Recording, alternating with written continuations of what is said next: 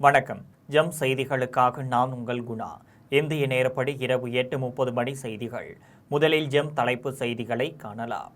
அரசு பணி வழங்கியது தொடர்பாக அரசின் மேல்முறையீட்டு வழக்கு விசாரணையில் உயர்நீதிமன்ற மதுரை கிளை வழங்கிய உத்தரவிற்கு உச்சநீதிமன்றம் இடைக்கால தடை. மீனவர் பிரச்சினைக்கு அரசு உணர்வு பூர்வமான நடவடிக்கை எடுக்க வேண்டும். சட்டப்பேரவை எதிர்க்கட்சித் தலைவர் உதயநிதி ஸ்டாலின் வலியுறுத்தல். திமுகவிற்கு வாக்களிக்காத வாக்காளர்களுக்கு நல்ல சாவை வராது என பேசிய பாரதிக்கு வானதி சீனிவாசன் கண்டனம். பாரத பிரதமரை அவமதித்த விஷக்கிருமிகளை உடனடியாக கைது செய்ய வேண்டும். தமிழக பாஜக தலைவர் நயினார் நாகேந்திரன் வலியுறுத்தல். இனி விரிவான செய்திகளை காணலாம். கரூர் கூட்ட நெரிசலில் உயிரிழந்தவர்கள் குடும்பத்தினருக்கு அரசு பணி வழங்கியது தொடர்பான அரசின் மேல்முறையீட்டு வழக்கின் விசாரணையில் உயர்நீதிமன்ற மதுரை கிளை வழங்கிய உத்தரவிற்கு உச்சநீதிமன்றம் இடைக்கால தடை விதித்துள்ளது. கரூரில் கடந்த ஆண்டு செப்டம்பர் மாதம் தமிழக வெற்றிக் கழகம் சார்பில் நடைபெற்ற தேர்தல் பிரச்சார கூட்டத்தில் ஏற்பட்ட கூட்ட நெரிசலில் சிக்கி பெண்கள், குழந்தைகள் உட்பட 41 பேர் உயிரிழந்தனர். இந்த நிலையில் கரூர் கூட்ட நெரிசலில் உயிரிழந்தவர்களின் குடும்பங்களைச் சேர்ந்த 31 பேருக்கு கருணை அடிப்படையில் அரசு வேலை வழங்குவதற்கான நியமன ஆணைகள் கடந்த மாதம் 10ஆம் தேதி வழங்கப்பட்டனர். இதை எதிர்த்து நாம் தமிழர் கட்சியின் மீனவர் பாசறை நிர்வாகி தீரன், திருமுருகன், மதுரையைச் சேர்ந்த சீனி முகமது, திண்டுக்கல் மாவட்ட வேடச்சந்தூரைச் சேர்ந்த சந்தோஷ்குமார் ஆகியோர் சென்னை உயர்நீதிமன்ற மதுரை கிளையில் மனுக்கள் தாக்கல் செய்தனர். இந்த மனுக்களை விசாரித்த நீதிமன்றம் கரூர் கூட்ட நெரிசலில் உயிரிழந்தவர்களின் குடும்பத்தினருக்கு அரசு வேலை வழங்கியதற்கான அரசாணையை ரத்து செய்து கடந்த மாதம் 27ஆம் தேதி உத்தரவிட்டது. இந்த தீர்ப்பை எதிர்த்து தமிழ்நாடு அரசு சார்பில் உச்சநீதிமன்றத்தில் மேல்முறையீட்டு மனு தாக்கல் செய்யப்பட்டது. இந்த மனு மீதான விசாரணை உச்சநீதிமன்ற நீதிபதிகள் பார்த்திவாலா, வினோத் சந்திரன் ஆகியோர் அடங்கிய அமர்வு முன்பு இன்று விசாரணைக்கு வந்தது.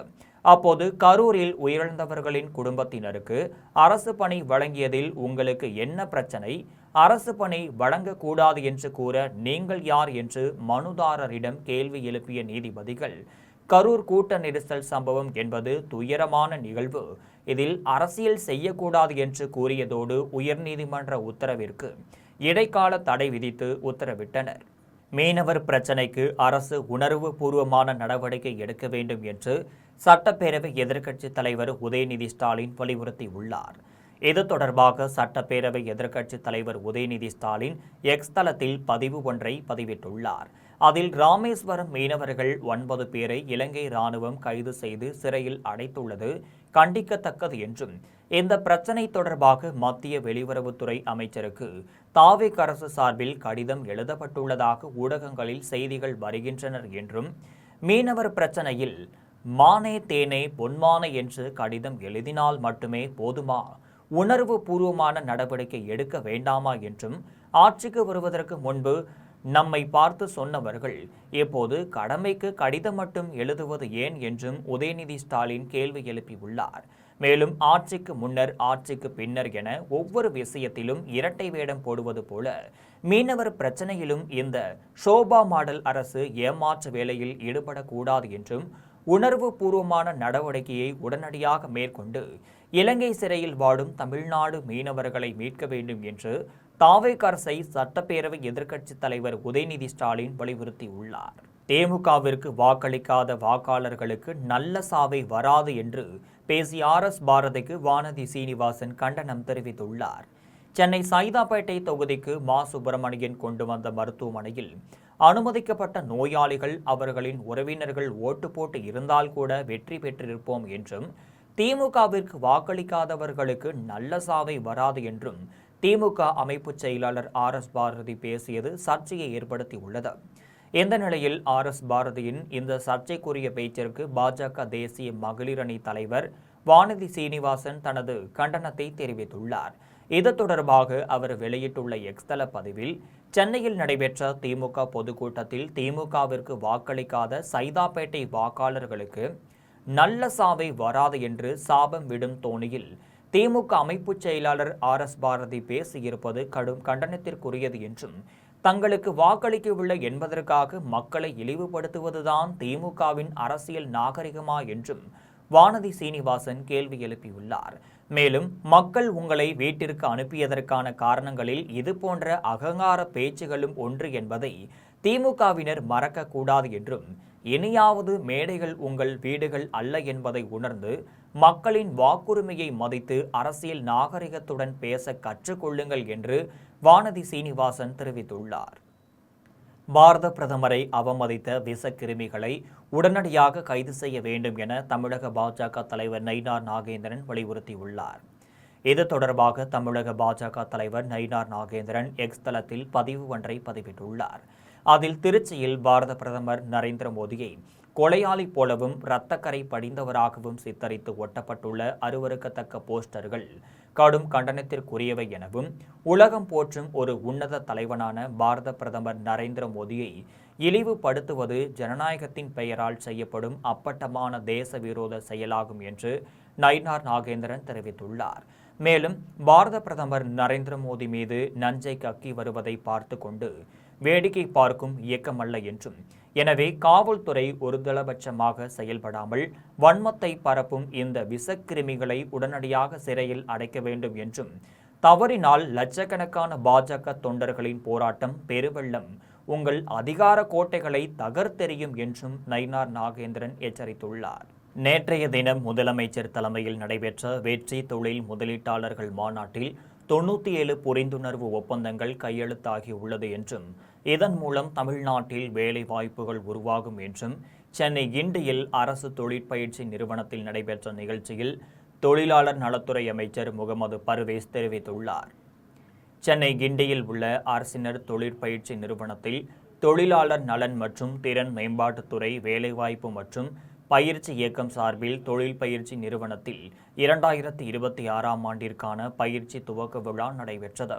விழாவில் தொழிலாளர் நலத்துறை அமைச்சர் முகமது பர்வேஸ் சிறப்பு விருந்தினராக கலந்து கொண்டு மாணவர்களுக்கு பாடப்புத்தகம், சீருடை, காலணிகளையும் பயிற்சிக்கான ஆணைகளையும் வழங்கி பயிற்சியை துவங்கி வைத்தார். மேலும் பயிற்சி முடித்த மாணவர்களுக்கு பல்வேறு நிறுவனங்களில் பணிபுரிவதற்கான பணி நியமன ஆணைகளை வழங்கினார். நிகழ்ச்சியை தொடர்ந்து அமைச்சர் முகமது பர்வேஸ் செய்தியாளர்களை சந்தித்து பேசினார். அப்போது இந்த ஆண்டு தொழிற்பயிற்சி நிலையங்களில் 83% மாணவர்கள் சேர்க்கை நடைபெற்றுள்ளது என்றும், நேற்று முதலமைச்சர் தலைமையில் நடைபெற்ற வெற்றி தொழில் முதலீட்டாளர்கள் மாநாட்டில் 97 புரிந்துணர்வு ஒப்பந்தங்கள் கையெழுத்தாகியுள்ளது என்றும், இதன் மூலம் தமிழ்நாட்டில் வேலை வாய்ப்புகள் உருவாகும் என்றும், தொழில் பயிற்சி நிலையங்களில் பயிலும் மாணவர்களுக்கு 100% வேலைவாய்ப்பு உறுதி செய்யப்பட்டுள்ளது என்றும், தமிழ்நாடு முழுவதும் உள்ள தொழில் பயிற்சி மையங்களில் இன்றிலிருந்து மாணவர்களுக்கு வகுப்புகள் தொடங்கப்படும் என்றும் தொழிலாளர் நலத்துறை அமைச்சர் முகமது பர்வேஸ் தெரிவித்துள்ளார். ஒரு கொலை கூட நடக்கக்கூடாது என்பதற்காக சட்ட ஒழுங்கை பாதுகாப்பது அரசின் முதன்மை கடமை என்றும், மாணவர் அமுதன் உயிரிழப்பு விவகாரத்தில் உண்மைத்தன்மையை கண்டறிய வேண்டும் என்றும் கோவையில் நடைபெற்ற மக்கள் சந்திப்பு இயக்க நிகழ்ச்சியில் இந்திய கம்யூனிஸ்ட் கட்சியின் மூத்த தலைவர் முத்தரசன் தெரிவித்துள்ளார். இந்திய கம்யூனிஸ்ட் சார்பில் ஆகஸ்ட் 6ஆம் தேதி முதல் 15ஆம் தேதி வரை 10 நாட்கள் நாடு தழுவிய அளவில் மக்கள் சந்திப்பு இயக்கம் நடைபெற்று வருகிறது. அதன் 9வது நாளாக கோவையில் நடைபெற்ற பிரச்சார இயக்கத்தின் போது இந்திய கம்யூனிஸ்ட் கட்சியின் தேசிய கட்டுப்பாட்டு குழு உறுப்பினர் முத்தரசன் செய்தியாளர்களை சந்தித்து பேசினார். அப்போது அரிசி, சமையல் எரிவாயு, உருளை, பெட்ரோல், டீசல் உள்ளிட்ட அனைத்து அத்தியாவசிய பொருட்களின் விலையும் கடுமையாக உயர்ந்துள்ளதால் ஏழை எளிய மக்கள், நடுத்தர மக்கள் கடுமையாக பாதிக்கப்பட்டுள்ளனர். எனவே விலையேற்றத்தை கட்டுப்படுத்தவும் பொது விநியோக முறையின் மூலம் அனைத்து அத்தியாவசிய பொருட்களும் மக்களுக்கு எளிதாக கிடைக்க செய்ய மத்திய மாநில அரசுகள் உரிய நடவடிக்கை எடுக்க வேண்டும் என்று தெரிவித்த அவர், சிறு மற்றும் குறு தொழிலாளர்களுக்கான மின் இணைப்பு கட்டணம் மற்றும் நிலை கட்டண உயர்வை தமிழக அரசு உடனடியாக திரும்ப பெற வேண்டும்.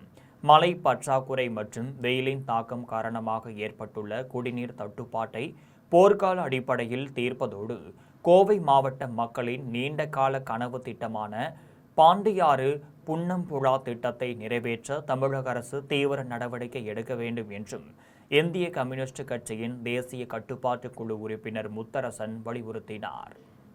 உலகத்தை அழிவிலிருந்தும் காப்பாற்ற வேண்டும் என்றால் தியானத்தில் மட்டுமே முடியும் என்று பொள்ளாச்சியில் அறிவு திருக்கோவிலில் நடைபெற்ற முப்பெரும் விழாவில் முன்னாள் சிபிஐ இயக்குனர் கார்த்திகேயன் வலியுறுத்தி பேசினார். பொள்ளாச்சி அருகே உள்ள ஆலியார் அறிவு திருக்கோவிலின் நிறுவனர் வேதாந்திரி மகரிஷியின் 116வது ஜெயந்தி விழா, உலக அமைதி தின விழா, பத்மபூஷன் விருது பெற்ற உலக சமுதாய சேவா சங்கத்தின் தலைவர் மயிலாந்தத்திற்கு பாராட்டு விழா என முப்பெரும் விழா ஆலியார் அறிவு திருக்கோவில் வளாகத்தில் நடைபெற்றது. விழாவில் கல்வியாளர் கிருஷ்ணராஜ் வானவராயர் கலந்து கொண்டு அனைவரையும் வாழ்த்தி உரையாற்றினார். ஆலியார் அறிவு திருக்கோவில் தலைவர் பாலசுப்பிரமணியன் தலைமையில் நடைபெற்ற விழாவில் பத்மபூஷன் விருது பெற்ற மயிலாந்தத்திற்கும் சால்வை அணிவித்து பாராட்டு தெரிவிக்கப்பட்டது. விழாவில் பத்மபூஷன் விருது பெற்ற உலக சமுதாய சேவ சங்கத்தின் தலைவர் மயிலானந்தன் ஏற்புரை நிகழ்த்தினார். வேதாந்திரி மகரிஷியின் 116வது ஜெயந்தி விழாவையொட்டி நடைபெற்ற உலக அமைதி தின விழாவில் வாழ்க்கை வளம், மூலிகை பண்ணை என 2 புத்தகங்கள் வெளியிடப்பட்டது. அதன் பின்னர் விழாவில் கலந்து கொண்ட முன்னாள் சிபிஐ இயக்குனர் கார்த்திகேயன் பேசினார். அப்போது தனிமனித அமைதிக்கும் வேதாந்திரி மகரிஷி தத்துவங்களை சொல்லிக் கொடுத்துள்ளார் என்றும், யோகா தினம் மாதிரி தியான தினம் வேண்டும் என்று கோரிக்கை வைத்ததின் பேரில் சென்ற ஆண்டு முதல் டிசம்பர் 21ஆம் தேதி உலக தியான தினம் பிரகடனம் செய்யப்பட்டது என்றும், போரில்லா நல்ல உலகை உருவாக்க உலக சமுதாய சேவா சங்கம் சார்பில் வழிமுறைகளை வகுத்து கொடுத்தும் இன்னும் நடைமுறைப்படுத்தவில்லை என்றும் கார்த்திகேயன் தெரிவித்தார். மேலும் உலகத்தை அழிவிலிருந்து காப்பாற்றப்பட வேண்டும் என்றால் ஒரே வழி தியானம் மட்டும்தான் என்றும், தனிமனித ஒழுக்கத்தால் மட்டுமே மன அமைதி பெற்று உடல், மனம், ஆன்மீகம் ஆரோக்கியமாக இருக்கும் என்றும், போதையின் அழிவிலிருந்து இந்த சமுதாயத்தை காப்பாற்ற உலக சமுதாய சேவா சங்கம் பாடுபடும் என்றும் TR கார்த்திகேயன் தெரிவித்தார். விழாவில் பல்வேறு மாவட்டங்களைச் சேர்ந்த பலர் கலந்து கொண்டனர். தமிழக வெற்றிக்கழக தூத்துக்குடி மாவட்ட செயலாளர் பிரைட்டர் மணப்பாடு, ரூஸ்வெல்ட், நிவாஸ் கண்ணன் உள்ளிட்ட நிர்வாகிகள் தனக்கு பாலியல் துன்புறுத்தல் கொடுத்ததாகவும், தற்போது செல்போன் மூலம் கொலை மிரட்டல் விடுத்து வருவதாகவும் தாவேகா பெண் நிர்வாகி குற்றம் சாட்டியுள்ளார். தூத்துக்குடி ஆறுமுக நேரியைச் சேர்ந்தவர் பெண் தமிழக வெற்றி கழகத்தில் விஜய் ரசிகையாக இருந்து விஜய் மக்கள் இயக்கம் ஆகியவற்றில் செயல்பட்டு தற்போது தமிழக வெற்றி கழகத்தில் செயற்குழு உறுப்பினராக செயல்பட்டு வருகிறார். இந்த நிலையில் இவரிடம் பெரிய பதவி வாங்கித் தருவதாக தாவேகா நகர செயலாளர் நிவாஸ் கண்ணன் செல்போனில் ஆபாச வார்த்தைகள் பேசியதாக கூறப்படுகிறது. பாதிக்கப்பட்ட பெண் நிவாஸ் கண்ணன் குறித்து திருச்செந்தூர் தொகுதி மாவட்ட செயலாளர் பிரைட்டரிடம் புகார் தெரிவித்துள்ளார். ஆனால் பிரைட்டரும் தங்களை அனுசரித்தால்தான் கட்சியில் பெரிய பொறுப்பு வாங்கித்தர முடியும் என கூறி மிரட்டியதாக கூறப்படுகிறது. இந்த நிலையில் மணப்பாட்டைச் சேர்ந்த ரூட்ஸ்வெல் அந்த பெண்ணை செல்பேசியில் தொடர்பு கொண்டு மாவட்ட செயலாளரும் தானும் கூப்பிடும் இடத்திற்கு வந்து தங்களை சந்தோஷப்படுத்தினால் மட்டுமே கட்சியில் பெரிய பொறுப்புக்கு வர முடியும் என்று மிரட்டியதாக தெரிவித்துள்ளார். இதனிடையே பிரைட்டரும் ரூஸ்வெல்டும் கூலிப்படையை ஏவி அந்த பெண்ணிடம் இருந்து செல்போனை பறித்து சென்றனர். இதுகுறித்து ஆறுமுகநேரி காவல் நிலையத்தில் அவர் புகார் கொடுத்தார். புகாரின் பேரில் காவல்துறையினர் வழக்கு பதிந்து செல்போனை பறித்து சென்ற ஆலந்தலையைச் சேர்ந்த ஷிபாஸ், செல்வம் ஆகிய இருவரை கைது செய்துள்ளனர். ரூஸ்வெல்ட், பிரைட்டர் ஆகியோரின் செயல்பாடுகள் குறித்து பெண் நிர்வாகி தமிழக மீன்வளத்துறை அமைச்சர் ஸ்ரீநாத்திடம் புகார் அளித்துள்ளார். அதற்கு அவர்கள் மீது நடவடிக்கை எடுக்க முடியாது என அமைச்சர் ஸ்ரீநாத் அலட்சியமாக கூறியுள்ளார். இந்நிலையில் தனது செல்போனை மீட்டு தர கோரி பாதிக்கப்பட்ட பெண் இன்று மாவட்ட காவல் கண்காணிப்பாளர் அலுவலகத்தில் புகார் அளித்தார். மதுரவாயல் அடுத்த நெற்குன்றம் பகுதியில் சுதந்திர தினத்தை முன்னிட்டு நடைபெற்ற இலவச கருத்தரித்தல் முகாமில் தனக்கு பிறந்த இரட்டை குழந்தைகளுடன் வருகை தந்து பெண் ஒருவர் நிகழ்ச்சியை ஏற்படுத்தியுள்ளார். சென்னை மதுரவாயல் அடுத்த நெற்குன்றம் பகுதியில் 79வது சுதந்திர தினத்தை முன்னிட்டு இலவச கருத்தரித்தல் ஆலோசனை முகாம் சிறப்பாக நடைபெற்றது. 148வது வார்டு கவுன்சிலர் கிரிதரன் ஏற்பாட்டில் பிர்லா, பர்டிலிட்டி மற்றும் IVF நிறுவனம் இணைந்து கருத்தரித்தல் முகாமை நடத்தியது. முகாமில் பிரபல மருத்துவ நிபுணர் ஷைலா உஸ்மான் அலி பங்கேற்று மகப்பேரின்மை குறித்து ஆலோசனைகளையும் இலவச விந்தணு பரிசோதனைகளையும் வழங்கினார். இதற்கு முன்னர் கருத்தரித்தல் முகாமின் மூலம் சிகிச்சை பெற்று பலனடைந்த கலையரசி என்ற பெண்மணி தனக்கு பிறந்த இரட்டை குழந்தைகளுடன் நேரடியாக முகாமிற்கு வந்து மருத்துவத்திற்கும் ஏற்பாட்டாளர்களுக்கும் நன்றி தெரிவித்து நிகழ்ச்சியை ஏற்படுத்தினார். முகாமில் ஏராளமான பொதுமக்கள் கலந்து கொண்டு பயனடைந்தனர். தமிழ்நாடு அரசு மாநிலம் முழுவதும் 10 ஒலிம்பிக் சிறப்பு மையங்களை அமைக்க உள்ளது என்றும், வரும் நவம்பர் 2ஆம் தேதி முதல் 8ஆம் தேதி வரை சென்னை நுங்கம்பாக்கத்தில் சர்வதேச மகளிர் டென்னிஸ் போட்டி நடைபெற உள்ளது என்றும் விளையாட்டுத்துறை செயலர் சந்தீப் நந்தூரி தெரிவித்துள்ளார். சென்னை நுங்கம்பாக்கத்தில் உள்ள தனியார் நட்சத்திர விடுதியில் தமிழ்நாடு விளையாட்டு மேம்பாட்டு ஆணையம் மற்றும் தமிழ்நாடு டென்னிஸ் சங்கம் இணைந்து சர்வதேச மகளிர் டென்னிஸ் போட்டிக்கான அறிமுக நிகழ்ச்சியை நடத்தியது. நிகழ்ச்சியில் தமிழ்நாடு டென்னிஸ் சங்க தலைவர் விஜய் அமிர்தராஜ், தமிழ்நாடு விளையாட்டுத்துறை செயலாளர் சந்தீப் நந்தூரி, விளையாட்டு மேம்பாட்டு ஆணைய உறுப்பினர் செயலர் மேகநாத ரெட்டி உள்ளிட்டோர் பங்கேற்றனர். நிகழ்ச்சியை தொடர்ந்து தமிழ்நாடு விளையாட்டுத்துறை செயலர் சந்தீப் நந்தூரி செய்தியாளர்களை சந்தித்து பேசினார். அப்போது வரும் நவம்பர் 2ஆம் தேதி முதல் 8ஆம் தேதி வரை சென்னை நுங்கம்பாக்கத்தில் உள்ள டென்னிஸ் மைதானத்தில் சர்வதேச மகளிர் டென்னிஸ் போட்டி நடைபெற உள்ளது என்றும், இதற்காக தமிழ்நாடு அரசு சார்பில் ரூபாய் 10 கோடி நிதி ஒதுக்கப்பட்டுள்ளது என்றும் விளையாட்டுத்துறை செயலர் சந்தீப் நந்தூரி தெரிவித்துள்ளார். இது தொடர்பாக மேலும் அவர் தெரிவிக்கையில், ராமநாதபுரம் பாரதி நகர் பேருந்து நிறுத்தத்தில் தாவேக அரசை எதிர்த்து அதிமுகவினர் கண்டன ஆர்ப்பாட்டத்தில் ஈடுபட்டனர். ராமநாதபுரம் பாரதி நகர் பேருந்து நிறுத்தத்தில் அதிமுக சார்பில் தேர்தல் அறிவிப்பில் வெளியிட்ட திட்டங்களை பட்ஜெட்டில் அறிவிக்காத தாவேக அரசை கண்டித்து தமிழக விவசாயிகளுக்கு ஆதரவாக அதிமுக மாவட்ட செயலாளர் முனியசாமி தலைமையில் அதிமுகவினர் மாபெரும் கண்டன ஆர்ப்பாட்டத்தில் ஈடுபட்டனர். ஆர்ப்பாட்டத்தில் தமிழக விவசாயிகளின் பயிர்க்கடனை முழுமையாக ரத்து செய்ய வேண்டும் என வலியுறுத்தினர்.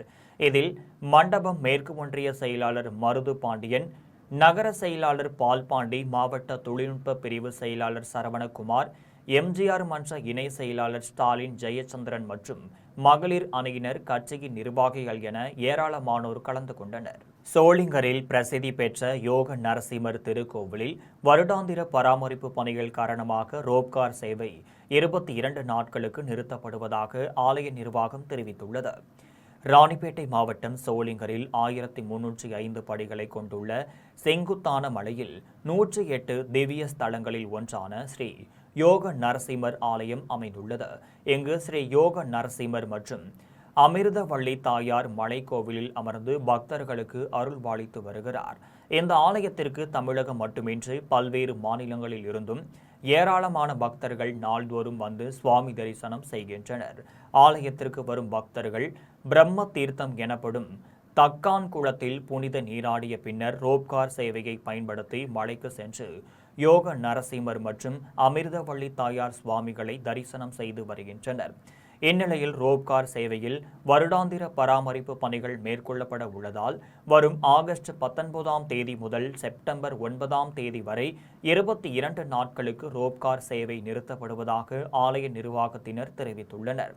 பராமரிப்பு பணிகள் நிறைவடைந்த பின்னர் செப்டம்பர் 10ஆம் தேதி முதல் வழக்கம் போல் ரோப்கார் சேவை இயக்கப்படும் எனவும், ரோப்கார் சேவை நிறுத்தப்பட்டுள்ள காலகட்டத்தில் பக்தர்கள் மலைக்கு படிக்கட்டுகள் வழியாக சென்று ஸ்ரீ யோக நரசிம்மர் மற்றும் அமிர்தவள்ளி தாயாரை தரிசனம் செய்யலாம் என ஆலய நிர்வாகத்தினர் அறிவுறுத்தினர். ஊராட்சி மன்ற அலுவலகத்தில் ஆய்வு செய்து அதனை ரீல்ஸ் எடுத்து வெளியிட்ட தாவேக ஒன்றிய செயலாளர் சமூக வலைதளங்களில் வெளியாகி பெரும் சர்ச்சையை ஏற்படுத்தியுள்ளது. பழனி ஊராட்சி ஒன்றியத்திற்குட்பட்ட தாளையூத்து ஊராட்சியில் 1000க்கும் மேற்பட்ட குடியிருப்புகள் உள்ளன. இந்த ஊராட்சியில் கடும் குடிநீர் தட்டுப்பாடு நிலவி வரும் நிலையில் ஊராட்சி மன்ற நிர்வாகம் சார்பில் எந்தவித நடவடிக்கையும் எடுக்காததால் பொதுமக்கள் மத்தியில் கடும் அதிருப்தி நிலவி வருகிறது. இந்த நிலையில் தாவேக தொப்பம்பட்டி மேற்கு ஒன்றிய செயலாளர் மணிகண்டன் தாளையூத்து ஊராட்சி மன்ற அலுவலகத்திற்கு தனது ஆதரவாளர்களுடன் சென்று நாற்காலியில் அமர்ந்தவாறு குடிநீர் தட்டுப்பாடு குறித்து ஊராட்சி மன்ற செயலாளர் தண்டபாணியிடம் விசாரணை செய்து கோப்புகளை ஆய்வு செய்துள்ளார். ஊராட்சி மன்ற செயலாளர் கைகளை கட்டியவாறு அவருக்கு விளக்கம் அளித்துள்ளார். இதனை செல்ஃபி எடுத்த தாவேகாவினர் சமூக வலைதளங்களில் வெளியிட்டது பெரும் சர்ச்சையை ஏற்படுத்தியுள்ளது. அரசு அலுவலகங்களில் தாவேகா நிர்வாகிகள் கோப்புகளை ஆய்வு செய்து பணியாளர்களிடம் விசாரணை மேற்கொள்வது பொதுமக்கள் மத்தியில் கடும் அதிர்ச்சியை ஏற்படுத்தியுள்ளது. சிதம்பரத்தில் விடுதலை சிறுத்தைகள் கட்சியின் இளஞ்சிறுத்தைகள் எழுச்சி பாசறை ஆலோசனை கூட்டம் நடைபெற்றது. ஆகஸ்ட் 17ஆம் தேதி உளுந்தூர்பேட்டையில் நடைபெறவுள்ள தமிழ் தேசிய எழுச்சி மாநாட்டை முன்னிட்டு சிதம்பரத்தில் தெற்கு வீதியில் அமைந்துள்ள 63 மடத்தில் கடலூர் மாவட்ட விடுதலை சிறுத்தைகள் கட்சியின் இளஞ்சிறுத்தைகள் எழுச்சி பாசறை அவசர ஆலோசனைக் கூட்டம் நடைபெற்றது. கூட்டத்திற்கு இளஞ்சிறுத்தைகள் எழுச்சி பாசறை மாநில செயலாளர் பால அறவாளி தலைமை வகித்து பேசினார். நிர்வாகிகள் யாழ் திலீபன், நந்தினி நேரு, விக்கி வளவன் ஆகியோர் முன்னிலை வகித்தனர். தளபதி வினோத் அனைவரையும் வரவேற்றார். கடலூர் மாவட்ட செயலாளர் பூவாலை தமிழ் வளவன் பங்கேற்று உரையாற்றினார். கூட்டத்தில் ஆகஸ்ட் 17ஆம் தேதி உளுந்தூர்பேட்டையில் நடைபெறும் தமிழ் தேசிய எழுச்சி மாநாட்டில் பெருந்திரளாக பங்கேற்பது, இளஞ்சிறுத்தைகள் எழுச்சிப்புரை பாசறை அமைப்பிற்கு புதிய உறுப்பினர்களை சேர்த்து கட்டமைப்பை பலப்படுத்துவது உள்ளிட்ட தீர்மானங்கள் நிறைவேற்றப்பட்டது. கூட்டத்தில் மண்டல செயலாளர் செல்வமணி, மாவட்ட துணை செயலாளர் ஆதிமூலம், விசிக நகர இணை செயலாளர் தேவா, மாவட்ட துணை செயலாளர்கள் தமிழரசன், பார்த்தசாரதி, செல்வகுமார், செல்வகுமார், மதன் உள்ளிட்டோர் கலந்து கொண்டனர். ஹர்கர் திரங்கா பிரச்சாரத்தின் ஒரு பகுதியாக செஞ்சிக்கோட்டையில் இந்திய தொல்லியல் துறை சார்பில் பாரம்பரிய நடைபயணம் நடைபெற்றது. இந்திய தொல்லியல் துறை சார்பில் நாடு முழுவதும் ஆகஸ்ட் 9ஆம் தேதி முதல் 17ஆம் தேதி வரை ஒவ்வொரு வீடுகளிலும் மூவர்ண தேசிய கொடி ஏற்றப்பட்டு ஹர்கர் திரங்கா என்ற பெயரில் தொல்லியல் துறை சார்ந்த இடங்களில் பாரம்பரிய நடைபயணம் மேற்கொள்ளப்பட்டு வருகிறது. அந்த வகையில் விழுப்புரம் மாவட்டம் செஞ்சியில் அமைந்துள்ள உலக புகழ்பெற்ற சுற்றுலா தலமான செஞ்சிக்கோட்டையில் இந்திய தொல்லியல் துறை சார்பில் பாரம்பரிய நடைபயணம் நடைபெற்றது. இதில் பள்ளி மாணவர்கள் கலந்து கொண்டு கைகளில் தேசிய கொடி ஏந்தியவாறு கோட்டை வளாகம் முழுவதும் பேரணியாக சென்றனர். ராணிப்பேட்டையில் நடைபெற்ற மாவட்ட அளவிலான டேக்வாண்டோ போட்டியை மாவட்ட உடற்கல்வி ஆய்வாளர் விஸ்வநாதன் துவங்கி வைத்தார்.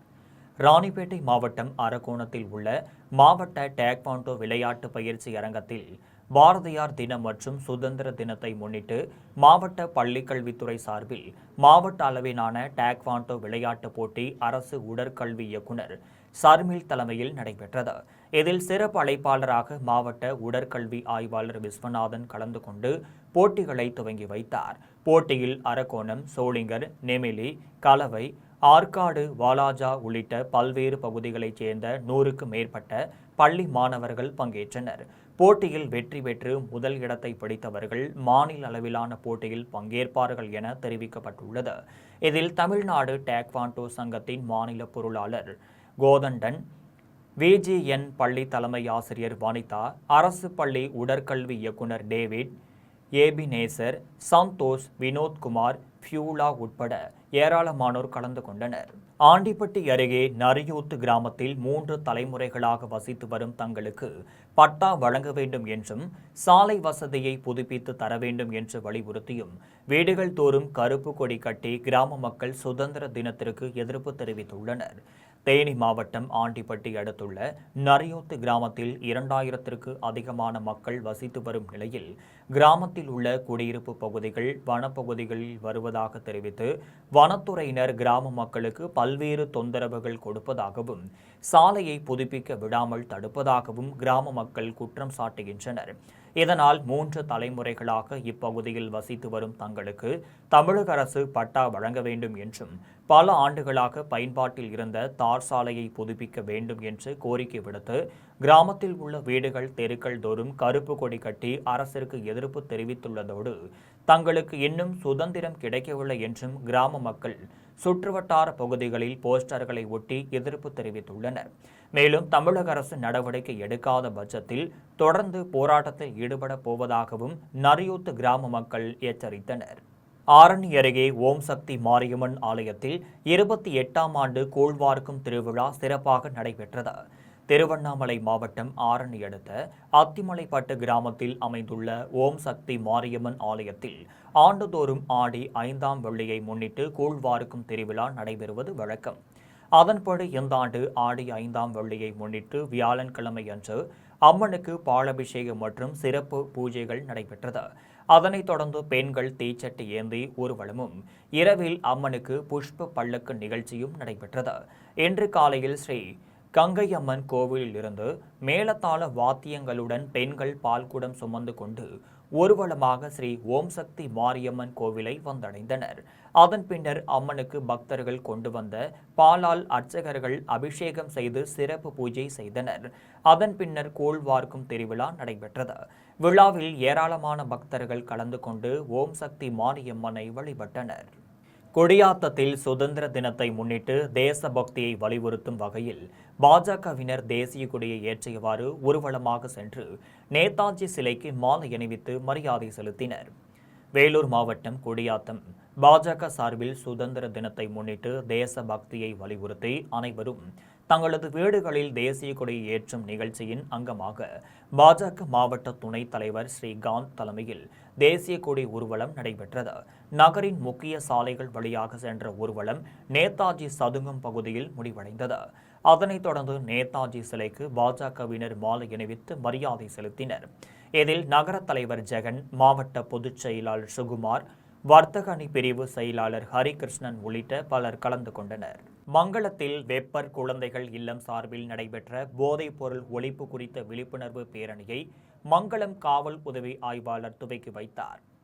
திருவண்ணாமலை மாவட்டம் மங்களம் அரசு மேல்நிலைப் பள்ளியில் வெப்பர் குழந்தைகள் இல்லம் ராந்தம் சார்பில் ஒருங்கிணைப்பாளர் ஜே.வி. கிருஷ்ணன் ஏற்பாட்டில் போதைப் பொருள் பயன்பாடு தடுத்தல் குறித்த விழிப்புணர்வு பேரணி நடைபெற்றது. பேரணியில் பள்ளி மாணவர்கள் கலந்து கொண்ட பேரணியை மங்களம் காவல் உதவி ஆய்வாளர் சிவக்குமார் துவக்கி வைத்து பங்கேற்றார். பேரணியில் போதைப் பொருளால் ஏற்படும் தீமைகள் குறித்த வாசகங்கள் அடங்கிய பதாகைகளை கையில் ஏந்தியபடி முக்கிய வீதிகள் வழியாக சென்று கோஷங்களை எழுப்பியவாறு பொதுமக்களிடையே விழிப்புணர்வு ஏற்படுத்தினர். இதில் குணசுந்தரி, ஜெயக்கொடி, ஏழுமலை மற்றும் மாணவிகள் பலர் கலந்து கொண்டனர். மண்டைக்காடு பகவதி அம்மன் திருக்கோவிலில் கடைசி ஆடி வெள்ளியில் நடைபெற்ற விழாவில் தமிழகம் மற்றும் கேரளாவைச் சேர்ந்த ஆயிரக்கணக்கான பக்தர்கள் கலந்து கொண்டு சாமி தரிசனம் செய்தனர். கன்னியாகுமரி மாவட்டத்தில் வரலாற்று சிறப்புமிக்க திருக்கோவில்களில் ஒன்றான பெண்களின் சபரிமலை என்று அழைக்கப்படும் மண்டைக்காடு பகவதியம்மன் திருக்கோவிலில் இன்று ஆடி கடைசி வெள்ளி மற்றும் ஆடி பூரத்தை முன்னிட்டு சிறப்பு அலங்கார பூஜைகள் மற்றும் தீபார்த்தனை மற்றும் பஜனை நடைபெற்றது. மேலும் ஆலய வளாகத்தில் உள்ள பொங்காலை பந்தலில் ஏராளமான பெண்கள் பங்கேற்று சர்க்கரை பொங்கல், வெண்பொங்கல், மண்டையப்பம் உள்ளிட்டவற்றை படையிலிட்டு வழிபாடு செய்தனர். இதில் ஆயிரக்கணக்கான பக்தர்கள் நீண்ட வரிசையில் நின்று அம்மனை வழிபட்டனர். குடியாத்தத்தில் அமைந்துள்ள ஸ்ரீ கெங்கையம்மன் திருக்கோவிலில் ஆடிப்பூர விழா வெகு விமரிசையாக நடைபெற்றது. வேலூர் மாவட்டம் குடியாத்தத்தில் அமைந்துள்ள அருள்மிகு ஸ்ரீ கெங்கையம்மன் திருக்கோவிலில் ஆடிப்பூரத்தை முன்னிட்டு ஸ்ரீ கெங்கையம்மனுக்கு 2 லட்சத்திற்கும் மேற்பட்ட வண்ண வளையல்களால் அலங்காரம் செய்யப்பட்டு சிறப்பு பூஜைகளுடன் தீபார்த்தனை காண்பிக்கப்பட்டது. விழாவில் ஏராளமான பெண்கள் மற்றும் பக்தர்கள் கலந்து கொண்டு ஸ்ரீ கெங்கையம்மனை வழிபட்டனர். அதன் பின்னர் கோவில் சார்பில் பக்தர்கள் அனைவருக்கும் அன்னதானம் வழங்கப்பட்டது. ஸ்ரீபெரும்புதூர் அடுத்த வல்லக்கோட்டையில் அமைந்துள்ள ஸ்ரீ சுப்பிரமணிய சுவாமி திருக்கோவிலில் தண்ணீர் சன்னதி கொண்டுள்ள ஸ்ரீதேவி கருமாரி திரிபுர சுந்தரிக்கு ஆடிப்பூர உற்சவம் வெகு விமரிசையாக நடைபெற்றது. காஞ்சிபுரம் மாவட்டம் ஸ்ரீபெரும்புதூர் அடுத்த வல்லக்கோட்டையில் அருணகிரிநாதரால் திருப்புகழ் பாடப்பெற்ற ஸ்ரீ சுப்பிரமணிய சுவாமி திருக்கோவில் அமைந்துள்ளது. இக்கோவிலில் கிருத்திகை, சஷ்டி நாட்களிலும் செவ்வாய், வெள்ளிக்கிழமைகளிலும் வழிபடுவோருக்கு புதிய வீடு, திருமணம், பதவி உயர்வு கிடைப்பதாக ஐதீகம் உள்ளது. மேலும் புராணம் காலத்தில் பகீரத மன்னன் இந்திரன், துர்வாச முனிவர், குரு பகவான் ஆகியோர் வந்து வழிபட்ட சிறப்பு வாய்ந்த ஸ்தலமாகவும் வல்லக்கோட்டை சுப்பிரமணிய சுவாமி திருக்கோவில் விளங்குகிறது. இதேபோன்று ஆடிப்பூரம் நாளில்தான் பார்வதி தேவி அவதாரம் எடுத்ததாகவும் பூதேவி ஆண்டாளாக புவியில் தோன்றியதாகவும் புராணங்கள் தெரிவிக்கின்றனர். இதேபோன்று சிறப்பு வாய்ந்த ஸ்ரீ கருமாரி திரிபுர சுந்தரி அம்மன் ஸ்ரீ சுப்பிரமணிய சுவாமி திருக்கோவிலில் தனி சன்னதியாக வீற்றிருந்த பக்தர்களுக்கு அருள்பாலித்து வருகிறார். இந்நிலையில் ஸ்ரீதேவி கருமாரி திரிபுர சுந்தரி அம்மனுக்கு ஆடிப்பூர உற்சவம் சிறப்பாக நடைபெற்றது. விழாவை முன்னிட்டு பால், தயிர், பன்னீர், சந்தனம் உள்ளிட்ட திரவிய பொடிகளால் சிறப்பு அபிஷேகங்கள் நடைபெற்றது. அதன் பின்னர் மாட வீதியில் உள்ள சிவன் கோவிலில் இருந்து பூக்கூடைகள் ஊர்வலமாக ஸ்ரீதேவி கருமாரி திரிபுர சுந்தரி அம்மன் கோவிலுக்கு கொண்டு வரப்பட்டது. இதையடுத்து காலை 11:30 மணிக்கு அர்ச்சகர்கள் அம்மனுக்கு பூச்செறிதல் என்னும் புஷ்பாஞ்சலியை சிறப்பாக நடத்தினர். அதனைத் தொடர்ந்து ஸ்ரீதேவி கருமாரி திரிபுர சுந்தரி அம்மன் வளையல் அலங்காரத்தில் பக்தர்களுக்கு காட்சியளித்தார். பூச்சொரிதல் விழாவில் சென்னை, காஞ்சிபுரம், செங்கல்பட்டு, திருவள்ளூர் உள்ளிட்ட மாவட்டங்களைச் சேர்ந்த ஏராளமான பொதுமக்கள் வல்லக்கோட்டை சுப்பிரமணிய சுவாமி கோவிலில் திரண்டு முருகப் பெருமானையும் ஸ்ரீ கருமாரி திரிபுர சுந்தரி அம்மனையும் வழிபட்டனர். விழாவில் பங்கேற்ற பக்தர்களுக்கு அம்மன் பிரசாதமாக பூசிக்கப்பட்ட வளையல், மஞ்சள், தாலிக்கயிறு, பூச்சரம் பிரசாதமாக வழங்கப்பட்டது. ஆடிப்பூரம் உற்சவ ஏற்பாடுகளை மண்டல இணை ஆணையர் குமரதுரையின் அறிவுரைப்படி திருக்கோவில் நிர்வாக அதிகாரி செந்தில்குமார் மற்றும் பணியாளர்கள் சிறப்பாக செய்திருந்தனர். மீண்டும் ஜெம் தலைப்புச் செய்திகள். அரசு பணி வழங்கியது தொடர்பாக அரசின் மேல்முறையீட்டு வழக்கு விசாரணையில் உயர்நீதிமன்ற மதுரை கிளை வழங்கிய உத்தரவிற்கு உச்சநீதிமன்றம் இடைக்கால தடை. மீனவர் பிரச்சினைக்கு அரசு உணர்வு பூர்வமான நடவடிக்கை எடுக்க வேண்டும். சட்டப்பேரவை எதிர்க்கட்சித் தலைவர் உதயநிதி ஸ்டாலின் வலியுறுத்தல். திமுகவிற்கு வாக்களிக்காத வாக்காளர்களுக்கு நல்ல சாவை வராது என பேசிய RS பாரதிக்கு வானதி சீனிவாசன் கண்டனம். பாரத பிரதமரை அவமதித்த விஷக்கிருமிகளை உடனடியாக கைது செய்ய வேண்டும். தமிழக பாஜக தலைவர் நயினார் நாகேந்திரன் வலியுறுத்தல்.